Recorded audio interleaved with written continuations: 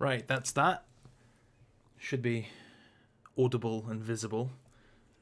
If not, something's gone terribly wrong, but think we're good. Hope everyone had a nice weekend. If not, my condolences. Still the weekend for some, actually. It's Monday, bank holiday here, long weekend in the US, limited trading hours in traditional markets, so I guess the weekend is still a thing. Let me know if you can hear me and see my screen. And yeah, we'll talk about stuff.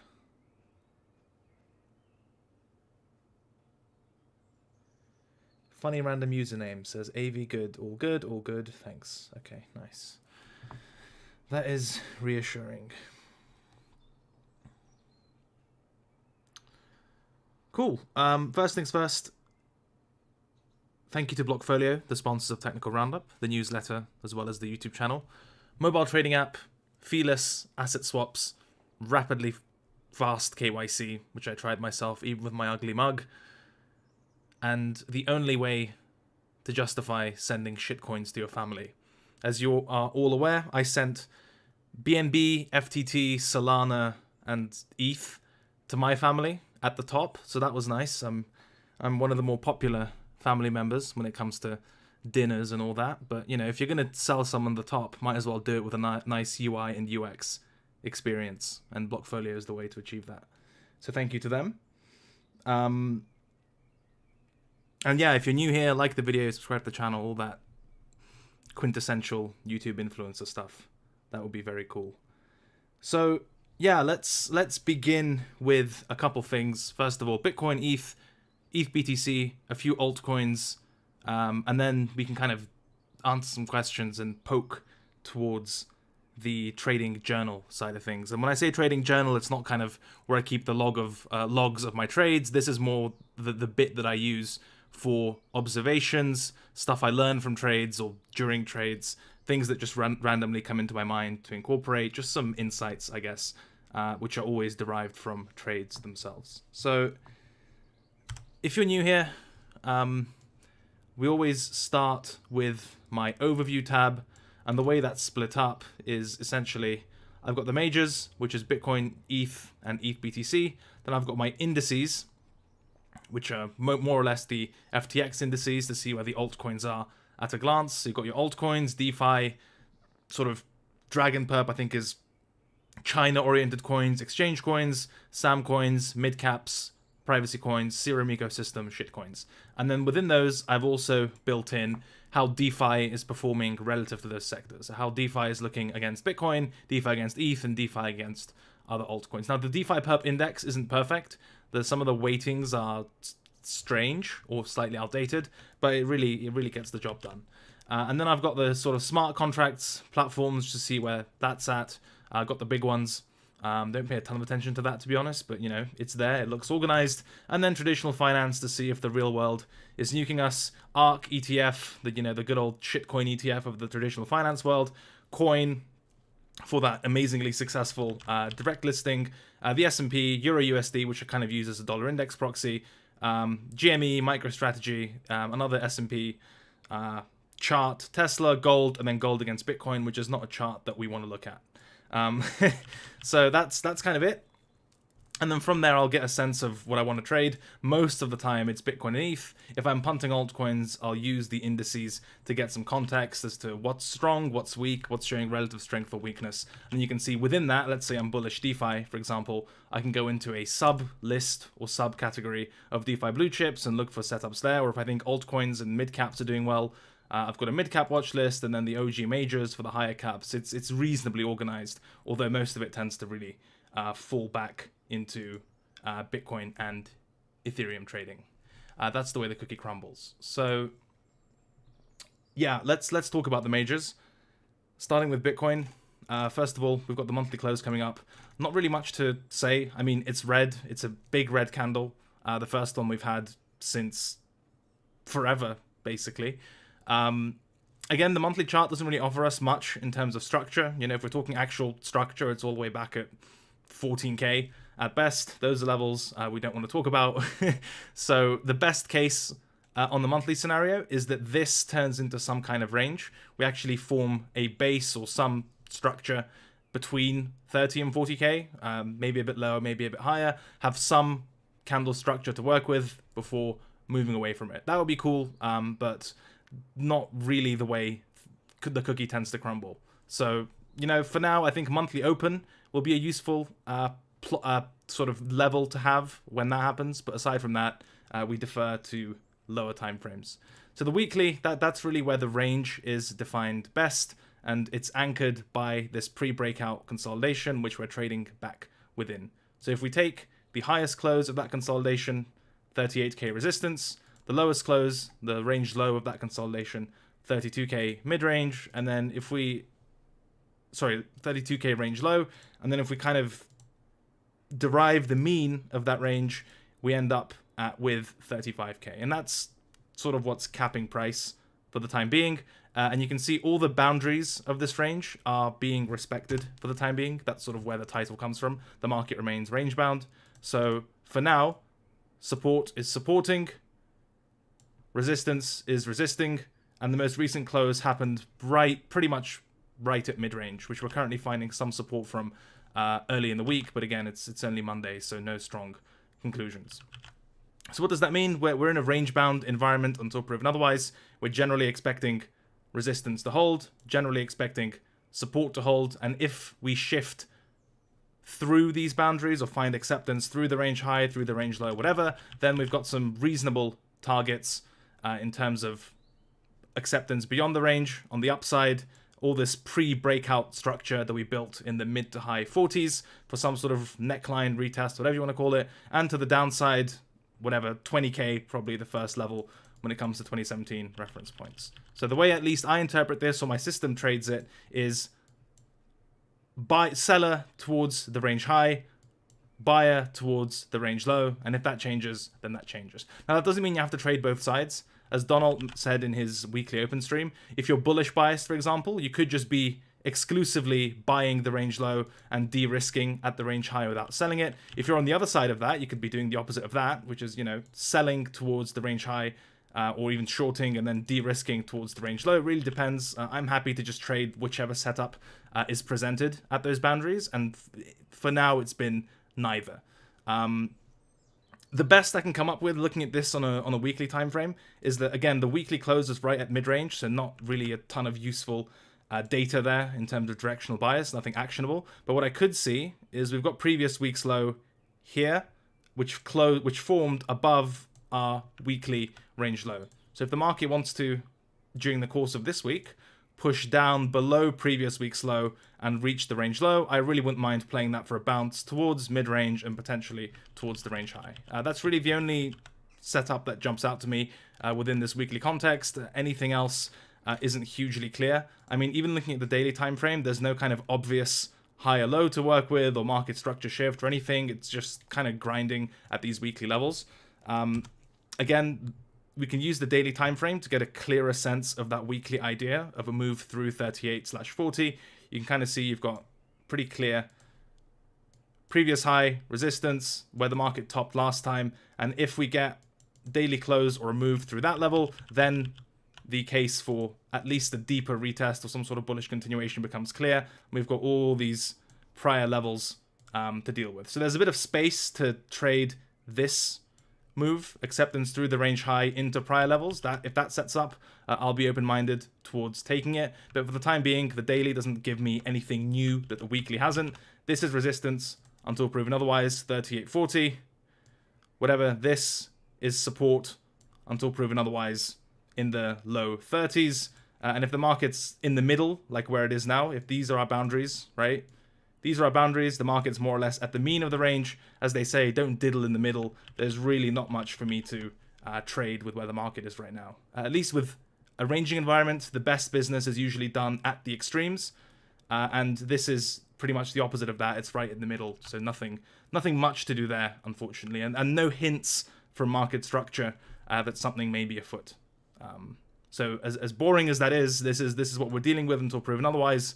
And I think any assumptions beyond that are not welcome, at least in my system. Boring, but it is what it is. Does that make sense so far?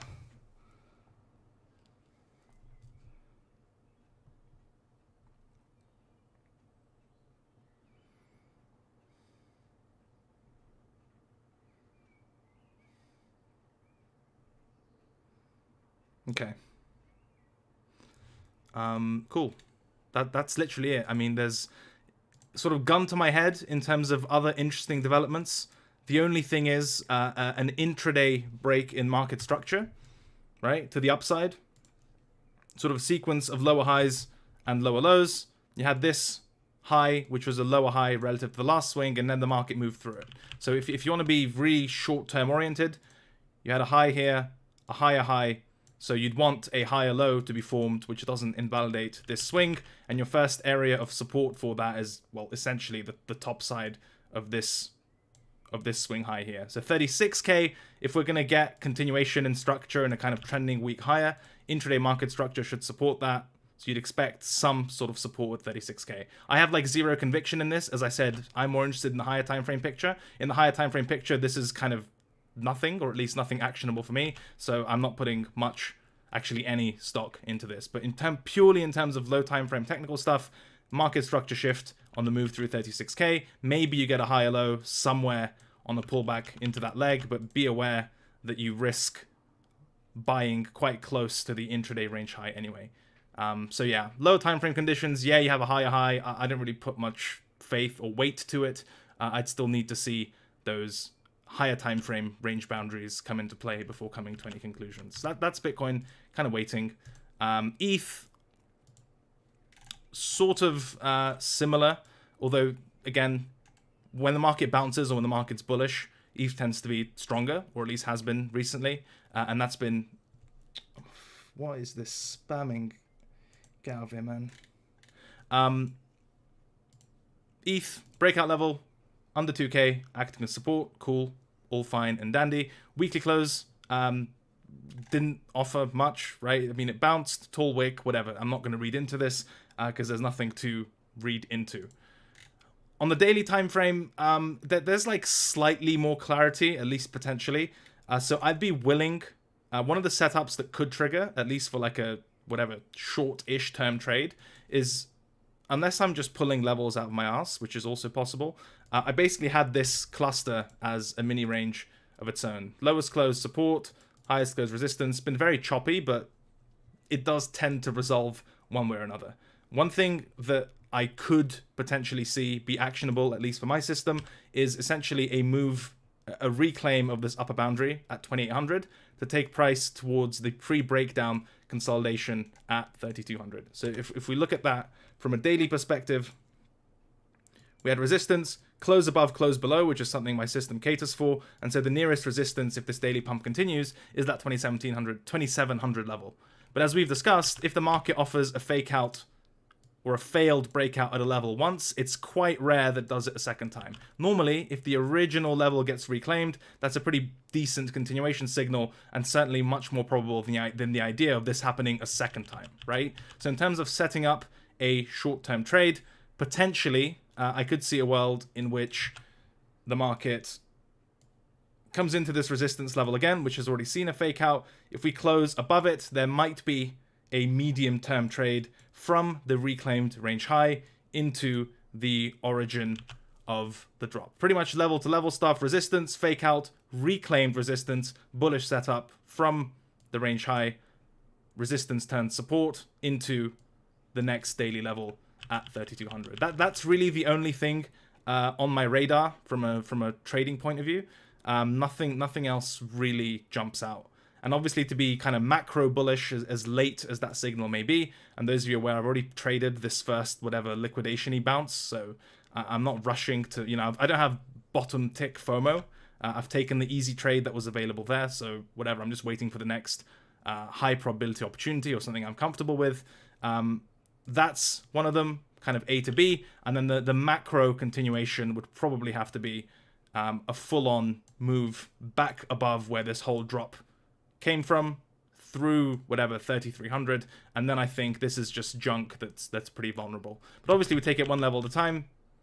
A to B, is reasonable, and then whatever, B to C plus, if that sets up, great. But for the time being, you know, nothing too drastic. I don't even want to read into market structure too much. I mean, potentially low, high, higher, low, maybe a high into here, but it's still pretty grindy and pretty choppy. So my convictions are very loosely held. On my radar, though, as I mentioned, and in contrast with Bitcoin, it's a bit closer to being actionable. 2,700 to 3,200. This is tradable if it sets up. Anything else? Meh. Does that make sense?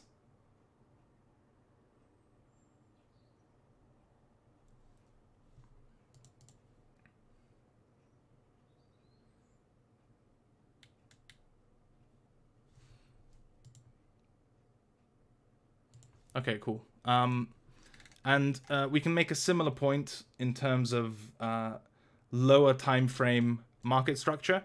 We had a similar shift. I mean, the whole market moved up, right? But you had pretty clear lower highs and lower lows. Then you had this move up, which for me didn't make a higher high. Some would argue that this was a lower high here, and so this move is a higher high. It's not as compelling for me. I'd really like to pick clear swing points, but certainly a move through this level on this leg, at least on an intraday basis, you could slightly more confidently argue that that's a bullish break in intraday market structure. So for those oriented on lower time frames, especially given you've got this context of low, high, lower low into a higher high, that tends to be a pretty meaningful shift when it comes to structure. So anyone looking at pullbacks on a lower time frame basis, 2,400 is the level to watch, and maybe that will be the route which takes us to this 2,700 daily level. There is evidence of strength on lower time frames at this type of structure, but again, not hugely actionable for me. It's above 2,700 daily where stuff becomes actionable. This is just an observation based on lower time frame market structure. There is a shift in behavior from just lower lows and lower highs to a lower low, which led to a higher high, which followed a lower low, basically. So this is cool. Below that, then it's just chop, crab, Donald, redemption arc, whatever. Again, not actionable for me. Just an observation based on lower time frames. Something to watch out for.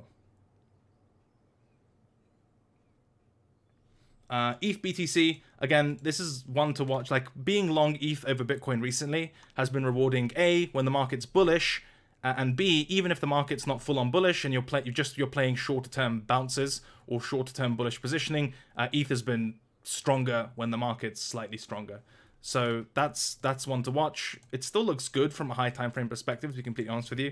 I'm really struggling to make a bearish case for ETH BTC, right? We had the multi-year breakout through 36s or thereabouts, which led to a reclaim of this macro range low, retested it when the whole market dumped, and now seems to be moving up towards its currently untested range high. So this chart looks good, right? High time frame breakout, range reclaim, bounced off the retest, and range high left intact. So even if your macro sort of viewed or directional bias in the market isn't super bullish, if you're playing shorter term bounces between ETH and Bitcoin, it seems that ETH is the preferential instrument for the time being.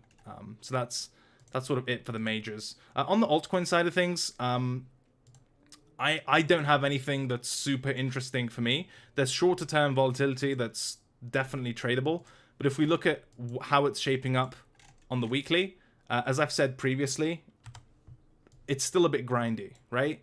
So you had a full market-wide market structure nuke, and then the next couple of weeks are your retesty type of setups. Again, I'm probably not going to short any of these. I don't have setups that I have conviction in, but still, for most of these, they seem like pretty bad longs at the very least. So in these cases, when you get these weekly breaks in market structure, the better longs are either on these high time frame reclaims, and the risk reward becomes really favorable because you're targeting all-time high and beyond. So the argument of, well, the risk reward isn't good enough if you wait for a reclaim just isn't valid. Not to mention the actual probability of buying resistance versus buying above resistance kind of changes the game. So in these cases, when I get these wipeouts and the next few candles bounce, I don't want to buy resistance. I want to buy above resistance, or if the market wants to nuke much lower, then whatever, you know, be my guest. And a lot of altcoins look like this. Certainly a lot of DeFi looks like this. Comp, pretty similar. Curve, right? Again, market structure nuke, market starts to bounce. It's like, I can't buy that bounce into resistance. Maybe you can, and again, there are definitely shorter-term setups that accommodate volatility, but for me, there's nothing really outstanding here for the time being. It's one of those very boring, I need to buy higher or buy lower, but not buy the retest. If you can buy the retest, more power to you. My system doesn't have a lot of scope for that. One thing to bear in mind, and I was discussing this with the Duck this morning, is there is something to watch out for to make sure that you're not like coping if you're super bearish. And it's basically based on price behavior at this 3800 level. So again, this is our support. 32, it's intact. Resistance, 38 to 40, it's intact. Now you can see for now, the market tested that structure, closed below it, and is now kind of still trading at the mean, not much going on. Now, one thing to bear in mind is that if this is going to act as resistance, you need to actually see price be pushed away from it. I know that sounds super obvious, but the reason I'm pointing out the potential cope point is because I was coping for much of this retest here. So I distinctly remember having this as a level of resistance and monitoring these weeks of price action after the bottom. And I literally remember it like it was yesterday. My whole interpretation was, okay, well, it tested the level, closed below, bearish retest. Okay, tested the level, closed below, bearish retest. Okay, tested the level, closed below, bearish retest. Tested, you know, like, okay, fine, it's closing below the level. Yes, it hasn't broken above it, etc., etc. But like, the market's just grinding up while these quote-unquote bearish retests are happening. At some point, if the market is actually giving you a bearish retest, you need bearish price action, right? You need the number to go down. So that's something I have in the back of my mind when I'm watching this 3800 level, that if this is going to be resistance, it needs to actually move from that level or somehow find resistance there or be capped by it. I'm just making sure I don't get stuck in the same mindset of just waiting for a move down, which never comes.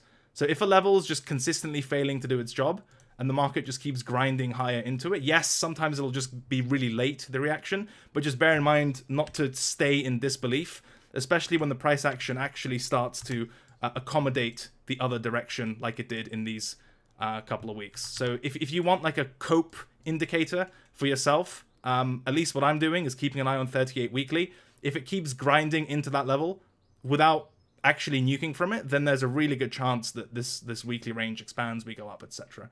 It's not a big deal. It's not some fancy indicator or clear signal. I just have a bit of PTSD from waiting for a bearish retest, which never happened back at 7K on the weekly time frame. So I'm just keeping being extra vigilant when it comes to 38 weekly.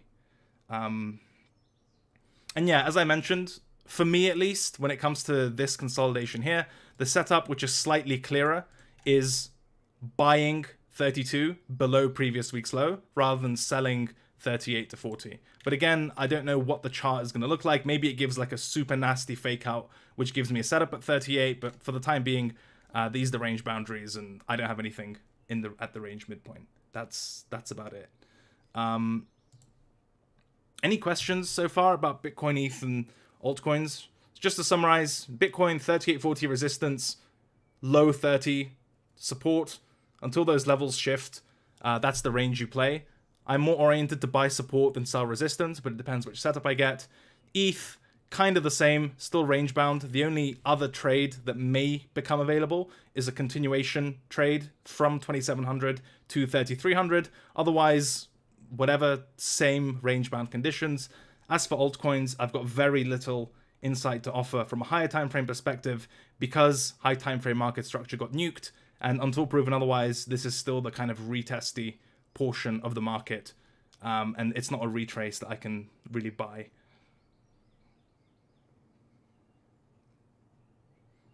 I meant questions about what I've spoken about, to be honest.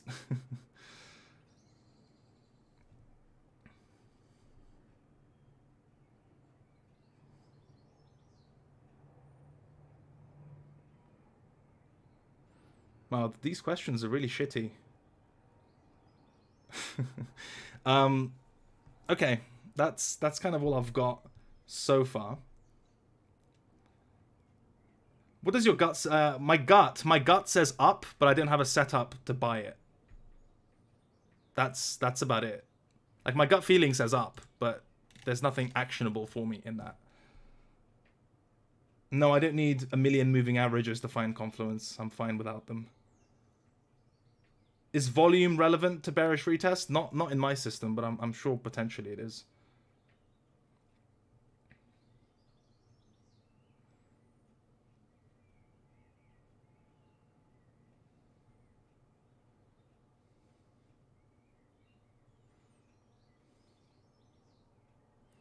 What can you suggest lower budgets persons how we can trade watching your videos? No joke, and this is going to sound super cynical, but get a job. Get a job and, you know, build a capital base that way, and then maybe trade a small account to gain some experience without it impacting your life. Like, if you're undercapitalized, trading sucks, and you need to go out really far on the risk curve to make it worth your time. And the way you fix that is that you get a job. No joke.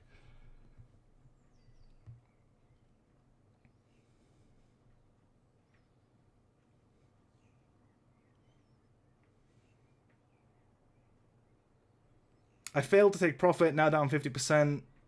Should I de-risk at the top of the... I'm not going to trade for you, but, you know, if you're in ranging conditions, you de-risk.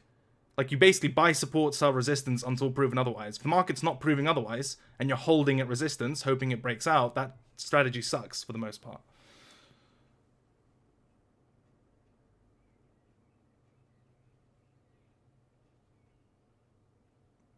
Do you have a link for a job?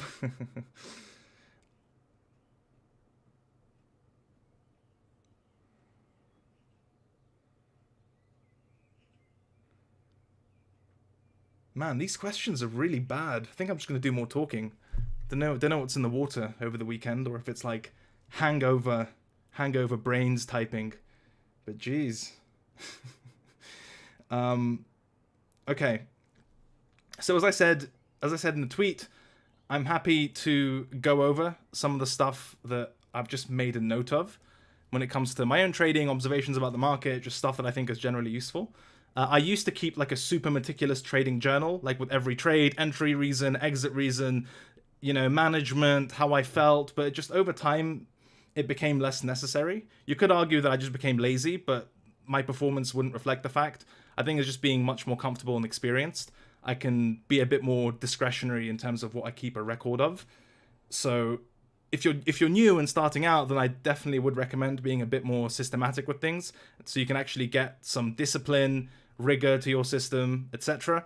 But at where I am right now, I'm comfortable keeping more casual notes of myself and of the market as well.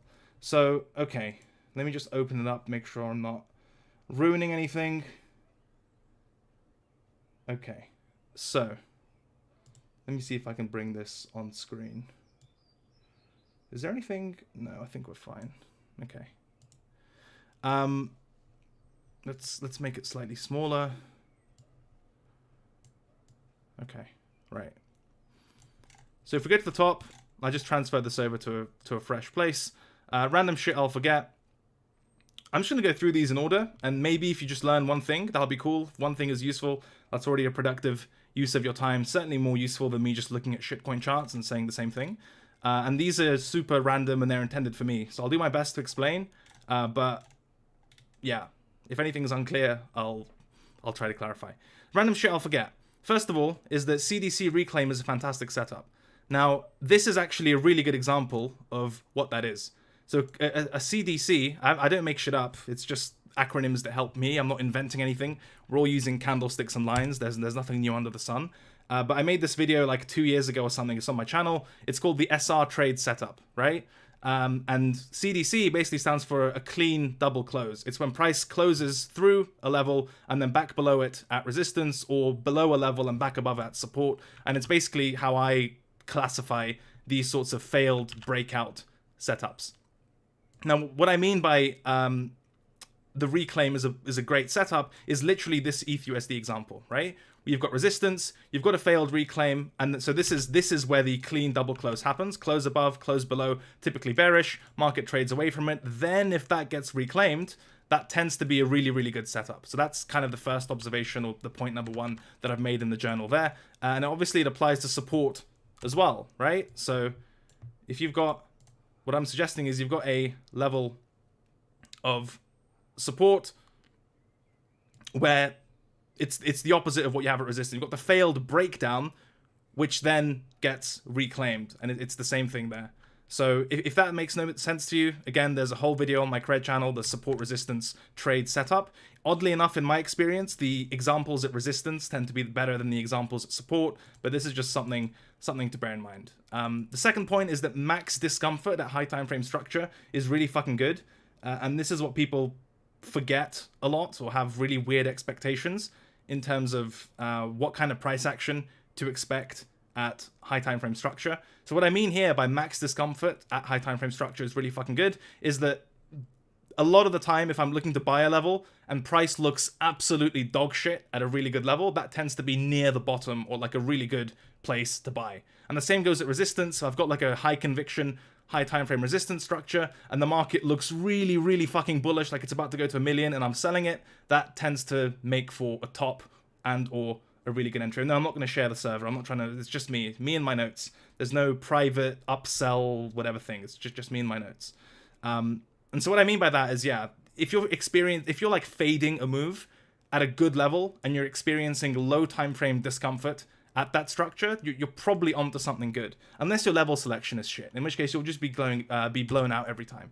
So an example is, let's say you've got a daily level here, right? Let me lower my mouse DPI. I can't draw shit. You've got a daily level there, and you're watching the, I don't know, low time frame chart. So it could be M15. I don't know how to draw 5, right? It could be M15, whatever. Maybe it's the M5, whatever. It's the low time frame.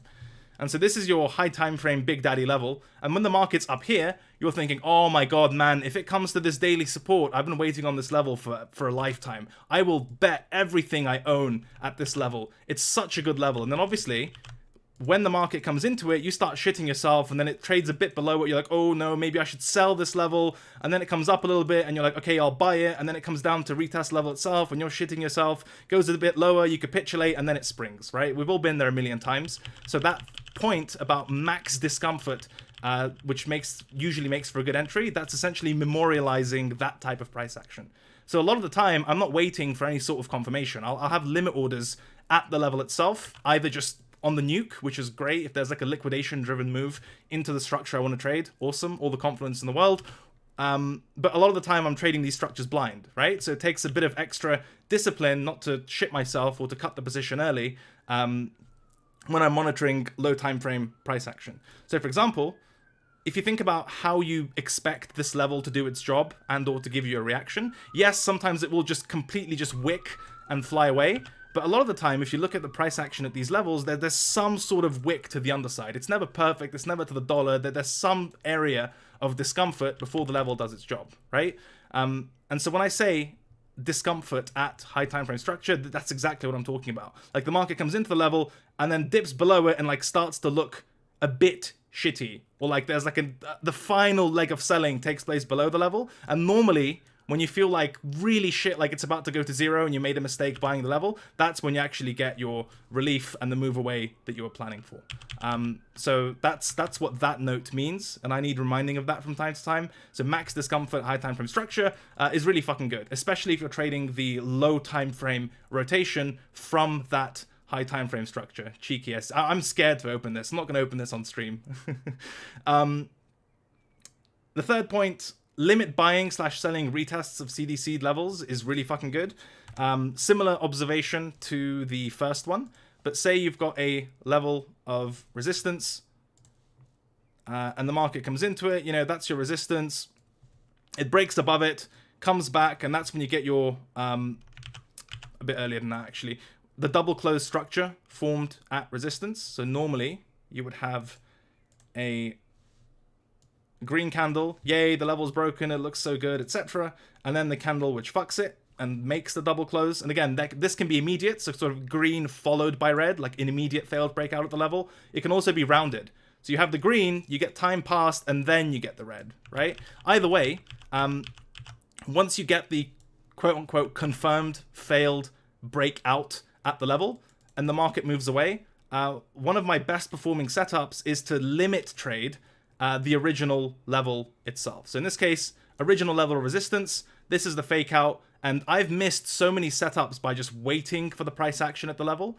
And I've also been rewarded by just saying, you know what, this level is quote unquote confirmed as resistance by the fake or failed breakout above it. This is just a sell no matter fucking what, even if it's just for a reaction.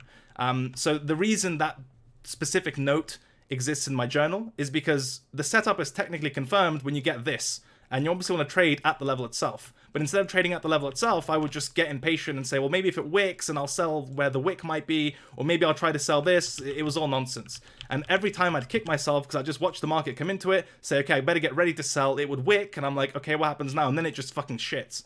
And I'm like, damn it, I'm way too late waiting for confirmation after this type of structure has already taken place. And obviously the same applies for support as well, right?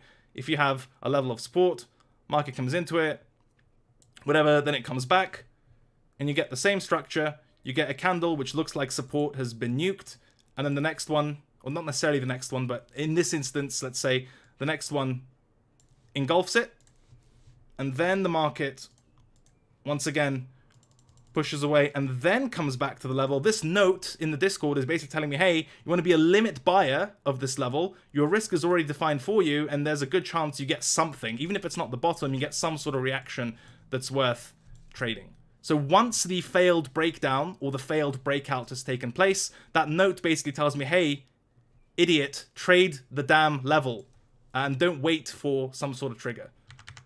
Is that making sense so far?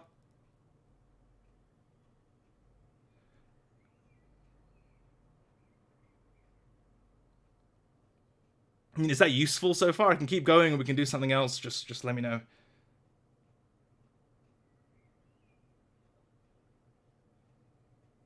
Farzan saying you could wait for the bounce off the level. No, don't tell me how to trade my system, please, man. I don't need feedback on my system. I mean, no offense, but Jesus Christ, dude, like... you could do one better. You could do one. Anyway, okay. This is really good. Candle closes barely below support, barely... Also, someone, like... I talked to a friend about doing this for a stream idea, and his argument, understandably, was lots of bad language today. Tyler Scott, why don't you fuck off? There we go. Go fuck yourself. Anyway, back to business. I was talking to one of my colleagues about, do you think it's a good idea to do this live stream? And he said, well, you know, if there's like actual edge or alpha here, maybe you'll end up diminishing your edge, or it won't be as effective if people basically have access to these details, whatever. And my answer is, I've literally had my video on CDC stuff, which is my best performing setup. I've had a video on it on YouTube for like 2-3 years with full details, and the setup's only gotten better over time. So I don't, you know, either people, you know, it's just like overstated. Unless you're doing something that's easily automated, I don't mind talking about this kind of stuff. So it's whatever. And yeah, people, we are too stupid to copy it. I mean, that's a big part of it. People, you know, the amount, it's just not a factor, in my opinion. Anyway, next one. Candle closes barely below support, barely above resistance are awesome. This is like one of my favorite entry signals. So say you've got a level that you really want to sell, right? You've got a level that you want to sell, and you're kind of waiting, and you're not limit trading it, for example. And the market comes into it, and then the candle close you get looks something like this. Like that. Okay? And that's the close. Obviously here. and you're thinking, ooh, well, do I want to sell this? It kind of closed above, but it wasn't by much. Like, does this count as a breakout? Maybe I should wait. Maybe I'll just do this and I'll get fucked. Like, forget that. This is one of my favorite entry signals. So if you get a close that's barely above resistance, that tends to be a really, really good fade or quote-unquote confirmation that you're going to get some sort of pullback away from the level. I have some theories as to why. They're not hugely interesting, but very, very frequently, price will kind of just wick and make it look like support and then just take a shit. Like, these ambiguous candle closes, basically on top of resistance or like a bit below support, tend to be really, really good for reversals. So obviously it works in the other direction as well, where if you've got support that you're waiting to buy and the market comes into it and then the close or the candle looks like this, and again, that's not a perfect interpretation. These are all discretionary strategies, so, you know, bear with me. And let's say the candle close looks like this, and it's the same dilemma, like, oh, is that a close below? I'm going to check other exchanges. Maybe it's a close above. Yeah, I want to buy it, but what if it does this, etc., etc. Whenever you get these on-the-nose ambiguous candle closes, a tad below support or a tad above resistance, for some reason, again, I've got theories, but they are interesting, you tend to get some pretty sick entries or reversal signals. Again, if the context is appropriate, if your level selection isn't shit, there's like a lot that goes into it, but purely in terms of entry signals, this type of stuff, like borderline closes, are really, really good, in my opinion. No, there's no link to the Discord, man. It's just me typing notes to myself. Get over it. You're probably in enough Discords already, paying 0.5 Bitcoin a month to learn how to trade, and you're fucking losing money every month. You don't need more Discords. You probably need fewer Discords. This is just one that I've fucked up a few times myself in my own trading, so I'll just keep it here to, like, as a reminder. If you have a good on-side entry, waiting for the trade time frame candle to close is usually a good shout, plus EV on average. And so, for example, what I mean by trade time frame candle, if I've got an hourly level, and I'm waiting, and I'm trading on the hourly time frame, and the market comes into it, and I buy the hourly level, and it starts to make me feel like a bit uncomfortable, like it consolidates around or under my entry, a lot of the time, I would basically not take my earlier advice and get shaken out and basically resell. This is all for my shorter term strategy, by the way, not for the swing stuff. I'd basically get out for a scratch or for my fees or for break even because I wasn't getting the reaction that I wanted within, let's say, a 15-minute close, 30-minute close, whatever. And then what would eventually happen is I would wait for the hourly and it would actually close pretty bullishly and then kind of retest and then do its job. And so what I was doing was I was buying an hourly level, but I wasn't even waiting for the hourly close to tell me whether I'm in the right ballpark, right? And most of the time when I tried to manage these ideas on much lower time frames, I would just kind of shake myself out. And the same works for 4-hour structure, daily structure, etc., etc. That's kind of exists in my server as a quick reminder that on average, even if I'm feeling slight discomfort from fading the move, and even if it doesn't look like it's going to work in my favor, on average, over enough trades, waiting for the trade time frame candle to close will give a much clearer signal than trying to be a smartass about it and basically managing in the same candle that fills you. Again, we'll talk about examples where that actually makes sense, but I just keep that there to maintain some semblance of discipline. And a lot of the time, even if you wait and your idea is wrong, like let's say you wait for the hourly close, it closes below, more often than not, if your level selection is good, waiting still makes sense because it'll let you out for break even or for a scratch reasonably often. So either way, whether to wait for quote-unquote confirmation that you're right or even to get a better exit if you're wrong, on average for my low time frame strategy, I found that giving it the respect and patience of waiting for the trade time frame to close has been pretty good. And yeah, like the video if you've learned anything. If you haven't, I guess that's my fault, but whatever. YouTube algorithms, right? This is pretty important. Like, everyone always talks about moving stops in profit, stops to break even, etc., etc. But no one talks, or very few people focus as much on managing the losing side of their trades. And to me, that's a mistake. Right? If you're so obsessed with keeping profit and, you know, when the trade is green, you should be at least equally, if not more, concerned with not eating a full stop if you don't have to, right? So this is kind of what this point addresses. If your entry looks dog shit, and entry timeframe candle closes below, don't take a break-even exit for granted. Sometimes the best exit is at a closer structure on a smaller bounce. E.g., buy 4-hour, closes below, sell bounce into M15. This is pretty technical and not easy to show without a chart example. But basically, let's say this is your H1 structure, right? And your idea, it's support.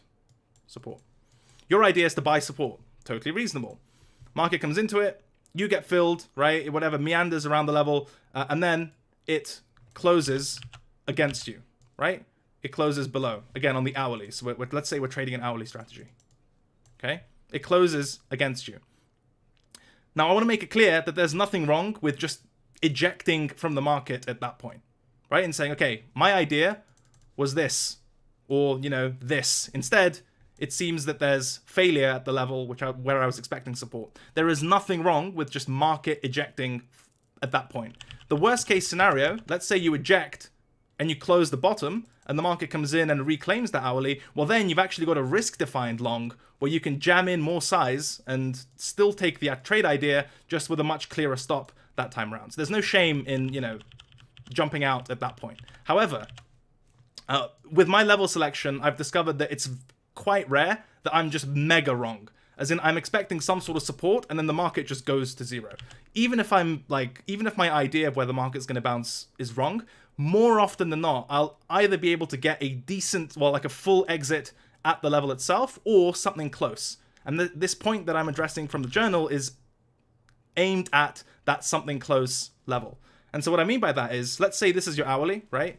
You've got support on the hourly time frame closed against you. So what this point is saying is, yes, sometimes you can be lucky and get a break-even exit at the structure that you bought in the first place. But you shouldn't always expect that, right? And sometimes you can actually get a pretty good exit by selling or closing at a lower time frame structure than your trade idea. So let's say then you've also got a level here that's actually on the M15. So market closes against you here.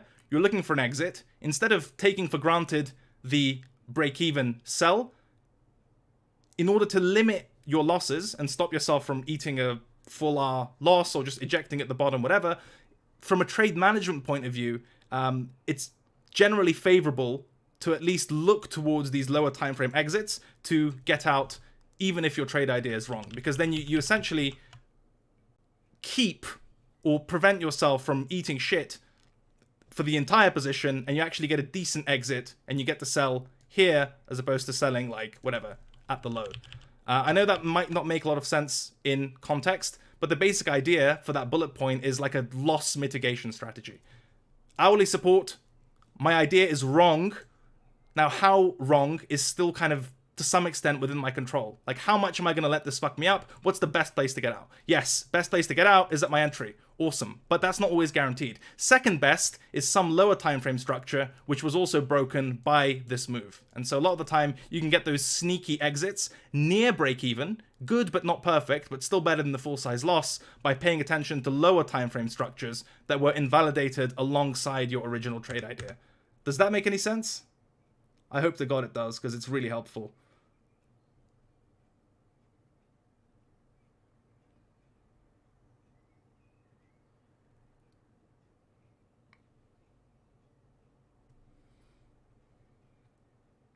Okay. What else have I got? If long entry acts as resistance, short entry acts as support, get the fuck out. Even if you have to re-enter later, at least risk will be defined. This is about as self-explanatory as it gets. So if you're buying a level, you come in, you get involved, and instead the market starts to use your long entry as resistance, just get the fuck out, man. It's not worth it. Like, I can think of, if I can think of 10 trades, I can think of one where I saw this, I held, and it actually went like that, and then all the rest are basically me holding this, thinking, yeah, it might be okay, and then the market just eating shit. And then I feel like an absolute abject idiot watching that bit of price action. It is not worth it. Like if your entry, and you, again, this is assuming your level selection is appropriate, your context is appropriate, like you know how to interpret time frames, like basically as long as you're not an idiot, if you know what you're looking for, if your long entry is being used as resistance, it's virtually always just not fucking worth holding the trade. Again, assuming all those things. And if your short entry is being used as support, just rid yourself of that mental agony. The probability is just most likely not in your favor, assuming you know what you're doing. And it's one that I've just ignored way too many times.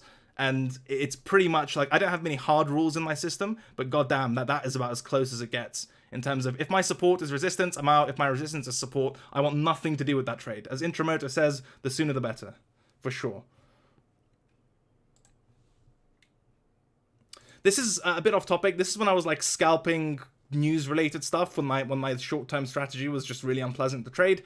And again, there's a lot of context that surrounds this, and I'm not a news trader, and I wouldn't advise it. But generally speaking, if fresh, significant news hits Twitter first, you have up to 3 minutes. Again, this is really loose, to market in, so as in a market order, a directional trade. And again, that's for a short, like a low time frame rotation. I'm not swing trading news. I mean literally to catch a pop or to catch a drop. E.g. Elon tweeting bullish and bearish stuff, EOS news when they raised like a bunch of money and it took like EOS 5 minutes to get moving and it moved like 50% or something. The alpha hack, and there's a bunch of other examples. I mean, 3 minutes is really the extreme. Obviously, the sooner the better, but I've found that if you kind of know what news you're interpreting, there is, the markets are still inefficient enough, especially on altcoins, for there to be some actionable stuff there.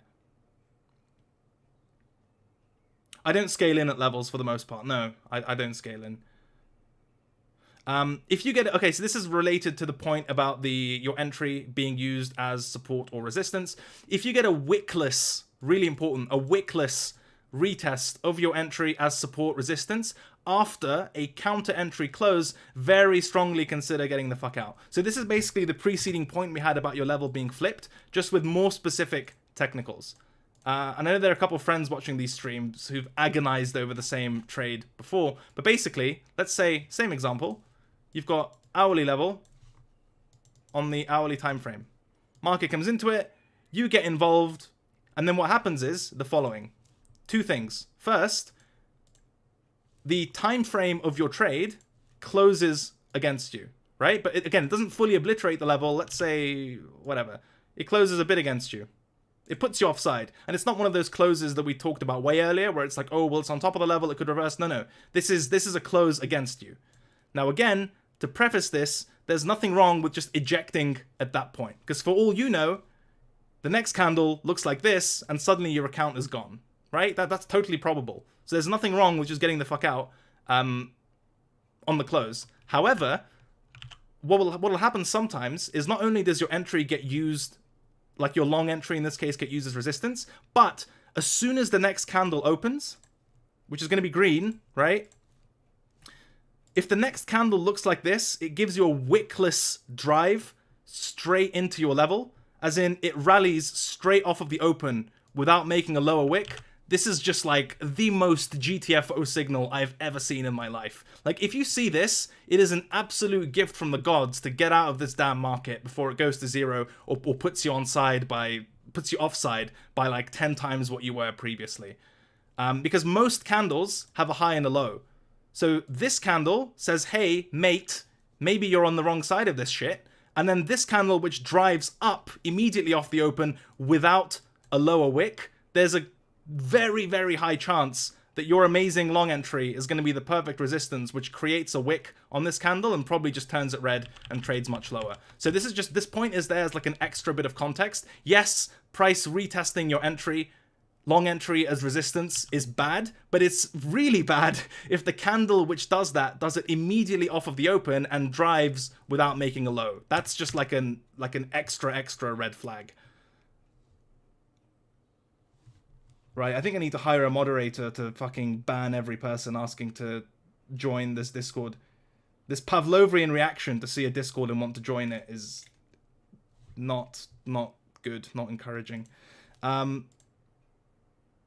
Okay, that's the first bit. Was that helpful so far? Have you learned anything? Do you kind of see what I'm talking about?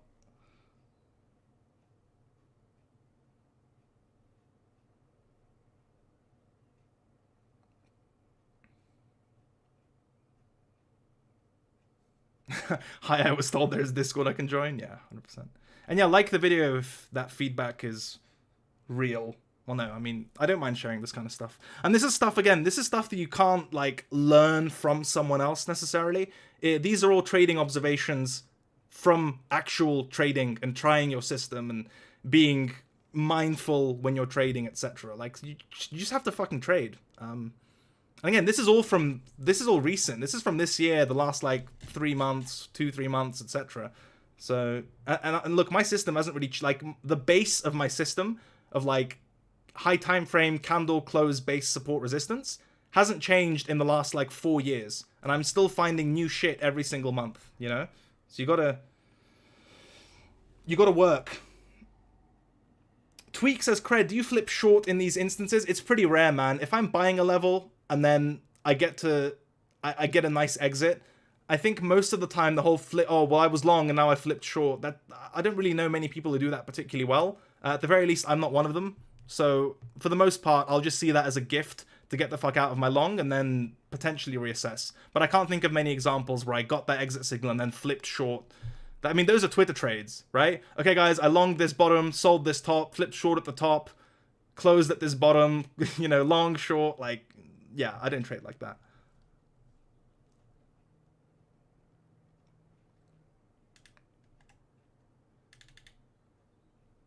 We can do a couple more of these if they're interesting. The first one, this is less price action based for the most part. So this is the PA stuff that I follow. And again, this is stuff that I kind of need reminding or think is really important. There are like a million other things which I've internalized at this point, which don't belong here. And again, the only way that internalization process takes place is via trading experience, right? So you can't replace good old screen time. Now, this is more trade psychology stuff. The first one, don't arbitrarily stop trading. So stuff like, oh, I'm break even for the day, or oh, I've made up last week's losses, etc., etc. So basically what that ends up being is P&L trading just on a macro scale. The market doesn't care whether you're break even for the day, or if you've recouped X losses, or if you can finally afford a holiday to Ibiza, whatever. It's just not relevant, right? Your job is to execute your system and act on edge while it's present. So keep taking while the market keeps giving.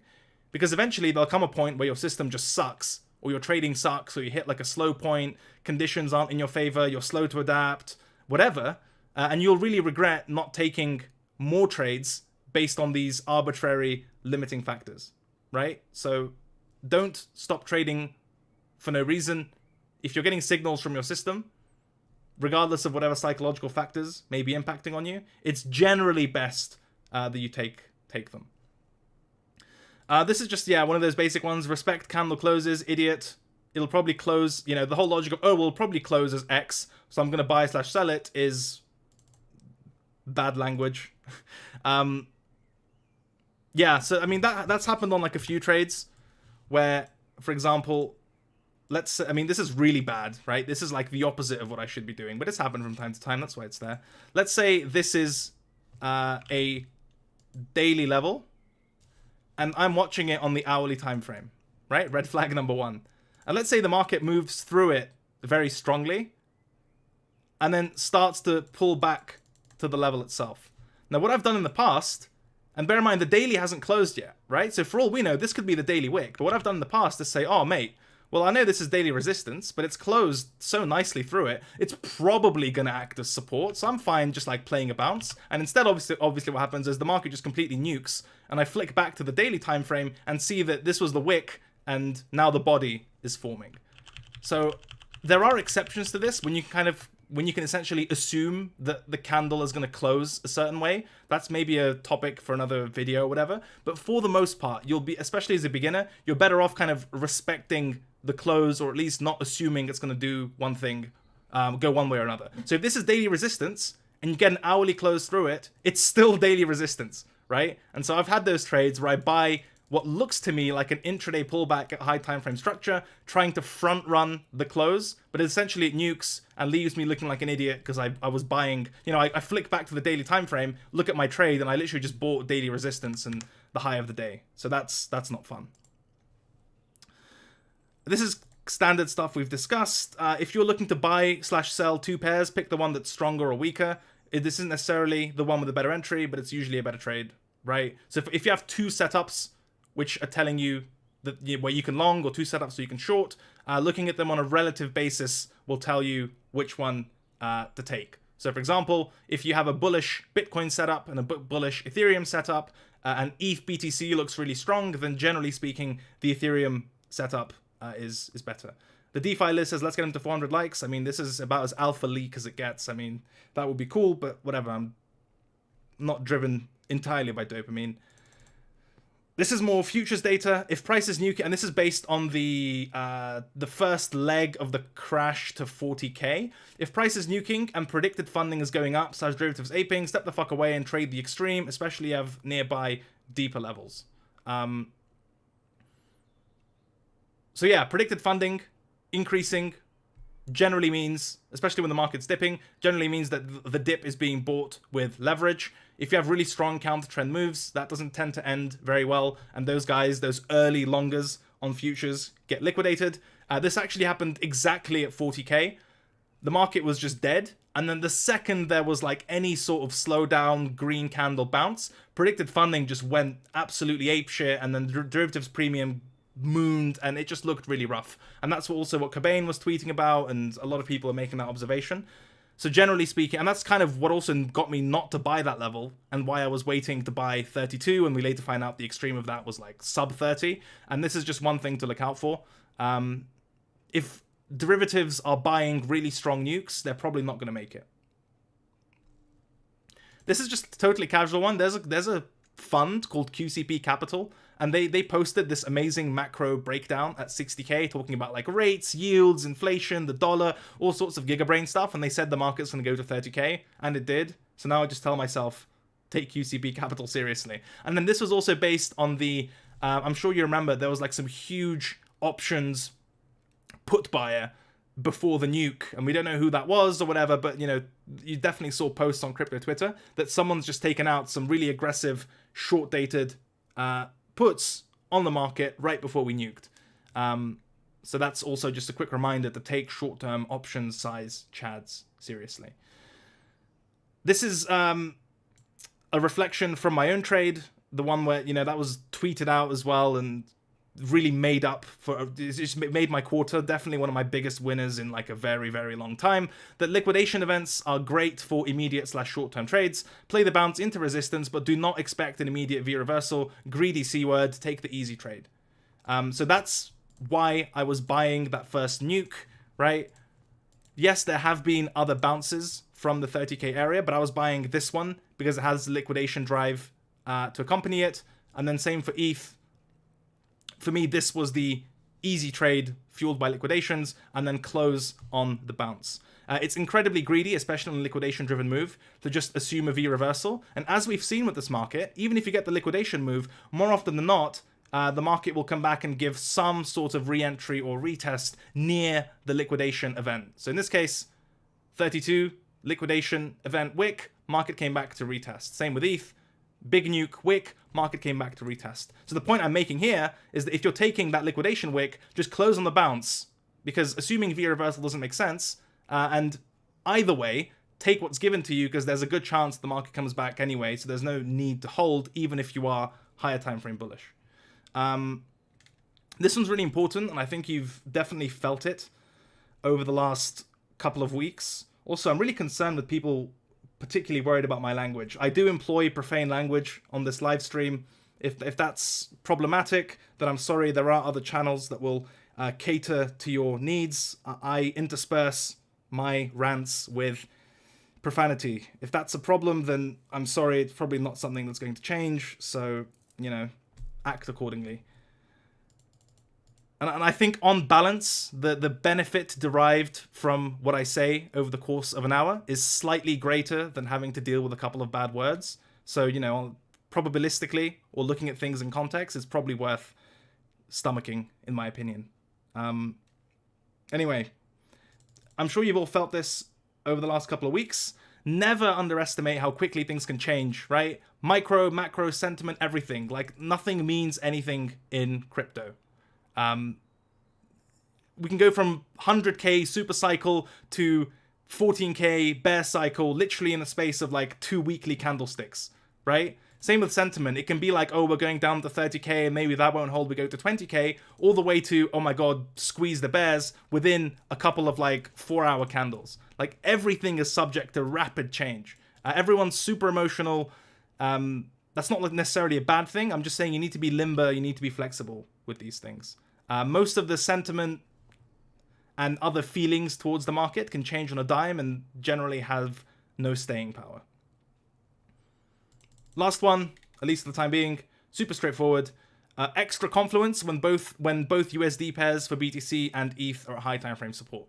So if you're unsure which to punt, look at ETH BTC for guidance. Generally / recently, ETH better for bullish continuation and bounces but underperforms on the downside. So what I mean here is, well, the 2 points. The second one's pretty obvious in terms of the whole ETH BTC argument, which we've discussed. The first point I'm saying is, if I'm looking for a macro bounce and trading these high time frame levels, you get extra confluence and a higher probability of success if both USD pairs are at high time frame support. So a really good example, of course, is the drop where you had Bitcoin weekly landed at 30 to 32K, and that same ETH weekly landed at this weekly 1900 level. And that's just a really good place to bet because the entire market is at high time frame support. If that doesn't hold, it all goes to zero and we're dead. So you might as well bet there, which is what I did. So that's kind of a kind reminder that yes, sometimes you'll get like one of them at support, the other not. Maybe one is at mid-range, the other's at resistance, whatever. It's not as clear. But when it is clear and both pairs, both USD, both cash pairs are at high time frame levels, like if you're not going to trade that, then you're probably not going to trade anything. So keep an eye out for that type of confluence. That's all I've got so far. Actually, that's all I've got generally. I haven't added to this in some time because I've kind of been chilling. But I hope it was helpful. Like the video if it was.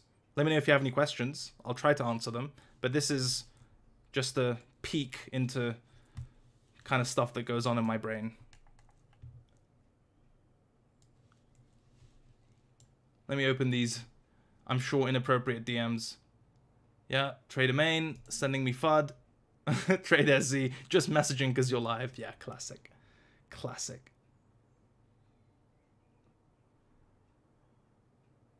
And just in case it wasn't obvious, no, you can't join this Discord. I'm not trying to sell you anything. It's just me for my personal notes.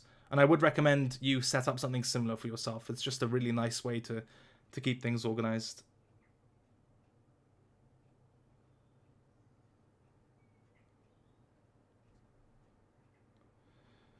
Exit points, yeah, I buy support, sell resistance for the most part. Did you spot the nuke reversal on low time frames? No, there was no time. I just bet on support, 100%. For those liquidation events, you don't have time to wait for confirmation. You just get the fuck in and pray the market's not going to zero.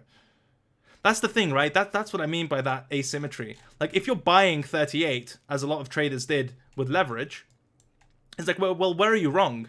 If the market keeps going, the next level is 32, that's not that far away, and it's arguably a better entry than your entry, right? So that's a bit tricky. The trade isn't as good. It's not a do or die level. But if you're buying 32 or 31, right? If the market doesn't bounce there, then we're all dead. It goes to zero. There's no other support. So that makes it a pretty good bet, right? Same with ETH. You know, if you're buying whatever, a lot of people were bidding 2,400. Okay, but if the liquidations push this further, there's also a level at 1,800, 1,900. Now, yeah, if that doesn't hold, then we go to zero, like 1,400 and then zero, whatever. But the better bet, the do or die level, is the 2K one. And when you're dealing with those conditions, you don't have time to wait for confirmation, certainly not if you're trading the liquidation event. Like, I was literally buying this with an 1850s limit order on spot. So you don't have time to wait for confirmation. Like, if you look on the hourly time frame, right? Take the point literally. This is your confirmation, arguably, like an hourly close above the level. And at that point, you've given up a 20% move just waiting for confirmation. So when you're trading the absolute extremes, especially liquidation event driven extremes of price, there's simply no time to wait for confirmation. And that's a feature, not a bug. If you want to wait for confirmation, trade the second test, for sure. But if you're trading the first one, you just need a lot of prayer.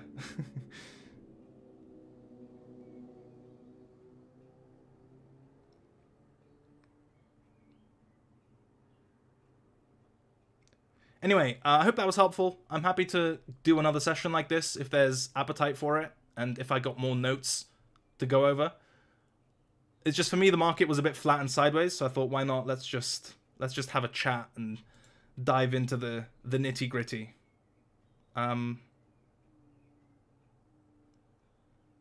That's all from me.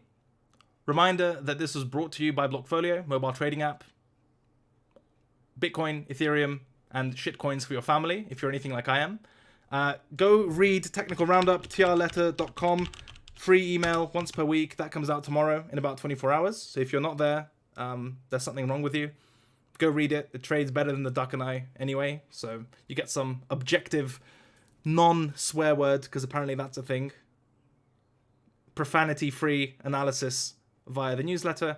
Otherwise, hope you'll have a nice week. See you tomorrow for the newsletter. We also have 2 podcasts being recorded this week, which is sick. Avi Feldman is coming back after calling the top like 2 months before it happened. We're going to talk to him about the market and how he's playing everything.